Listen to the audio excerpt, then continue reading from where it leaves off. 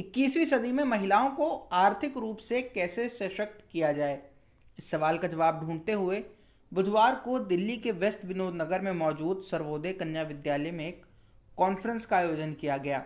हरियाली ऑर्गेनाइजेशन की ओर से आयोजित इस कार्यक्रम में पटना हाईकोर्ट के पूर्व चीफ जस्टिस इकबाल अहमद अंसारी ने शिरकत की और महिलाओं के सशक्तिकरण के लिए काम करने वाली संस्थाओं को सम्मानित किया। कॉन्फ्रेंस के बारे में कुछ बताइए। ये कॉन्फ्रेंस हम लोगों ने जो है celebration of international women day उसमें हमने सोचा एक 8 मार्च को हमेशा जो है इंटरनेशनल वुमेन डे होता है, तो उसमें हम लोग कोई ना कोई प्रोग्राम ज़रूर करते हैं। तो उसी में हमने ये प्रोग्राम किया था। उसके साथ में एक हमने कॉन्फ्रेंस भी रखी थी जिसमें वुमेन एम्पावरमेंट, इकोनॉमिक एम्पावरमेंट के ऊपर डिस्कशन था। तो ये कॉन्फ्रेंस जो है जामिया मिलिया यूनिवर्सिटी के साथ मिलकर, वतन समाचार, राहत वेलफेयर फाउंडेशन, टॉफ़ी फाउंडेशन के साथ मिलकर किया और दिल्ली जल बोर्ड जो है वो हमारी फंडिंग ऑर्गेनाइजेशन है, हम उनके साथ मिलकर काम कर रहे हैं। जहाँ तक बात है महिलाओं के आर्थिक सशक्तिकरण की, तो इस पर अलग अलग विशेषज्ञों ने अपनी राय रखी। सबसे बड़ी बात तो ये है कि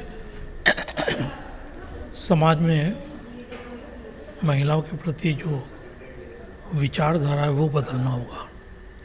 अगर उन्हें ये अंदाज़ा हो जाए कि महिला का कंट्रीब्यूशन जो है वो सोसाइटी के प्रति बहुत ज़्यादा है, तो कोई प्रॉब्लम नहीं होनी चाहिए। उसी को करने के लिए अब जैसे आप ये भी कर दे कि भाई महिलाओं के इतना % सीट रिज़र्व होंगे, लेकिन आपने वो माना नहीं, उसको इग्नोर कर दिया, तो कोई फ़ायदा नहीं होगा। तो जो भी करे, सरकार करे, समाज करे, जो भी करे दिल से करे।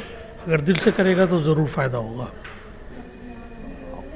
उनको जो है जो मॉनिटरी ज़रूरतें हैं उसको पूरा करने के लिए, जैसे कोई भी वो छोटा से छोटा बिजनेस करना चाहे उसके लिए लोन वगैरह जो है वो मुहैया होना चाहिए, वो मिलना चाहिए उन्हें।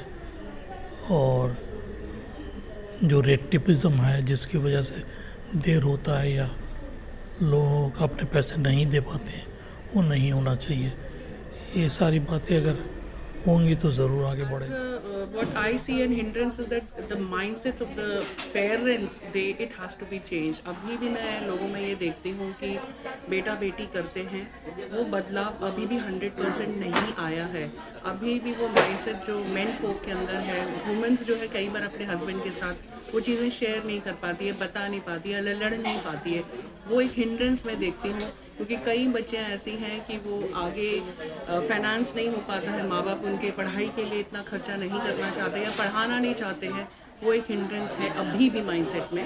तो ये मैं चाहूँगी कि लड़कियाँ बच्चियाँ जो हैं वो हिम्मत रखें, डिटर्मिन्ड रहें। ये एक जीवन मिलता है, लेकिन शिक्षा के माध्यम से वो अपने पैरों पे खड़ी होगी तो वो 2 परिवारों को चला पाएगी। 2 परिवार के साथ साथ तो समाज और देश बढ़ेगी। So I would say that more and more empowerment, more and more education, more and more facilities for girl child, that should be done and it should reach out to the villages। नहीं तो जो state government है वो education को state में इतना नहीं touch कर पा रही है, and that is the reason कि वो ऐसे बड़े सिटीज़ में आते हैं, दिल्लीज़ में आते हैं, तो वो थोड़ा दिल्ली ओवर क्राउडेड हो जाता है।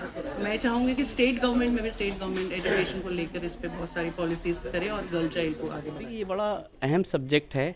होता क्या है, औरतें जो हैं बहुत आगे बढ़ रही हैं आजकल, तो ऐसा नहीं है, बहुत अच्छी अच्छी पोस्ट पर भी हैं, बहुत अच्छा काम भी कर रही हैं, लेकिन फिर भी अभी देखा जाए मेजॉरिटी कम है उनकी जिस तरह से। और ख़ास तौर जो हाउस वाइफ हैं वो घर का इतना काम करती हैं, इतनी मेहनत करती हैं वो घर पर, लेकिन कुछ उन्हें इनकम नहीं हो पाती उससे। तो इनकम भी बहुत ज़रूरी है। तो उनके लिए सबसे इम्पॉर्टेंट है कि कुछ इस तरह की एक्टिविटीज़ में वो इन्वॉल्व हों जिसमें इन्वेस्टमेंट कम हो और इनकम ज़्यादा हो और उनका पार्ट टाइम वो काम कर सकें। तो बहुत सारी ऐसी एक्टिविटीज़ हैं, बहुत सारे ऐसे ट्रेड हैं जिसमें वो इन्वॉल्व हो सकती है। दिल्ली में बहुत सारे सेल्फ हेल्प ग्रुप्स हैं, हमारे साथ भी करीब 30 सेल्फ हेल्प ग्रुप जो हैं वो जुड़े हुए हैं। वो तरह तरह की एक्टिविटीज़ जो है कर रहे हैं। कोई बैग बना रहा है, कोई टॉयज़ बना रहा है, कोई किसी तरह के कोई नमकीन बना रहा है, कोई अचार बना रहा है, बहुत सारे काम कर रहे हैं वो लोग, और वो ज़्यादातर हाउस वाइफ ही उनके साथ, और बहुत अच्छा उनका काम चल रहा है। तो इसी तरह से हमें एक्टिविटीज़ को सिलेक्ट करना पड़ेगा सबसे पहले कि कौन सी एक्टिविटी ऐसी है जो ज़्यादा वायबल है, ज़्यादा फिजिबल है, इस पर इन्वेस्टमेंट कम हो, टाइम कम लगे और फ़ायदा ज़्यादा हो जाए। यानी आजकल ज़माना जो है आइडिया का है, अगर कोई अच्छा आइडिया हो तो मैं समझता हूँ वो काफ़ी सक्सेस हो सकता है।